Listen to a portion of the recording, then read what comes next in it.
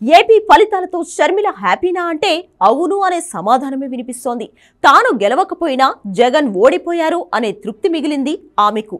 AP ఎన్నికల ఫలితాల తర్వాత జగన్ గురించి ఎంత మాట్లాడుకుంటున్నారో షర్మిల గురించి కూడా అలాంటి చర్చే జరుగుతోంది. షర్మిల ఉసురు తగిలిందని కొందరు, షర్మిల శాపాలకు జగన్ బలయ్యారని కొందరు, ఇలా ఎవరికి వారు కొత్త చర్చ మొదలుపెట్టారు. ఇది నిజమా కాదా అన్న సంగతి పక్కన పెడితే షర్మిల శాపనార్థాలు పెట్టిన ఇద్దరి అధినేతల పరిస్థితి కూడా ఇప్పుడు రాజకీయంగా అధ్వాన్నంగా తయారైంది. తెలంగాణలో కేసీఆర్, ఏపీలో జగన్ ఇద్దరి మీద షర్మిల చేసిన ఆరోపణలు, పెట్టిన శాపాలు అన్నీ ఇన్ని కావు. అయితే తెలంగాణలో బీఆర్ఎస్ అధికారం కోల్పోగా ఏపీలో వైసీపీ ఘోర పరాభవం చవిచూసింది. ఇదంతా షర్మిల టంగ్ పవర్ అంటూ కొత్త డిస్కషన్ మొదలుపెట్టారు నెటిజన్లు. 175 స్థానాల్లో పోటీ చేసిన వైసీపీ కేవలం 11 స్థానాలకు పరిమితమైంది. 25 ఎంపీ స్థానాలకు కేవలం 4 చోట్ల మాత్రమే విజయం సాధించింది. అధికారంలో ఉన్న పార్టీ ఇంత దారుణమైన ఓటమిని చవిచూడడం తెలుగు రాష్ట్రాల చరిత్రలోనే ఇదే మొదటిసారి. రాయలసీమ కూడా జగన్ను నిలబెట్టలేకపోయింది.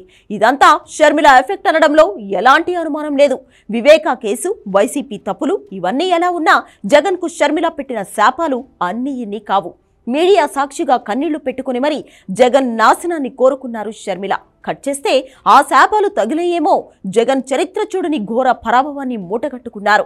తెలంగాణలోనూ ఇదే జరిగింది. వైటీపీ పేరుతో తెలంగాణలో పార్టీ పెట్టిన షర్మిల కేసీఆర్ సర్కార్ మీద పోరాటం చేశారు. నిరాహార దీక్షలు, పాదయాత్రలు మామూలు హడావిడి చేయలేదు. అయితే ఓ టైంలో ప్రగతి భవన్ ముట్టడికి షర్మిల పిలుపునివ్వడం, పోలీసులు అడ్డుకోవడం, ఆమెను అరెస్ట్ చేయడం జరిగింది. ఆ సమయంలో కేసీఆర్ సర్కారు మీద శాపాలు సంధించారు షర్మిల. కట్ చేస్తే అక్కడ కూడా సేమ్ రిజల్ట్. అసెంబ్లీ ఎన్నికల్లో అధికారం కోల్పోయిన బీఆర్ఎస్ ఎంపీ ఎన్నికల్లో మరీ వీక్ అయింది. ఒక్క లోక్సభ స్థానంలోనూ విజయం సాధించలేకపోయింది. పార్టీ పెట్టిన తర్వాత ఫస్ట్ టైం లోక్సభలో ప్రాతినిధ్యం లేకుండా అయింది.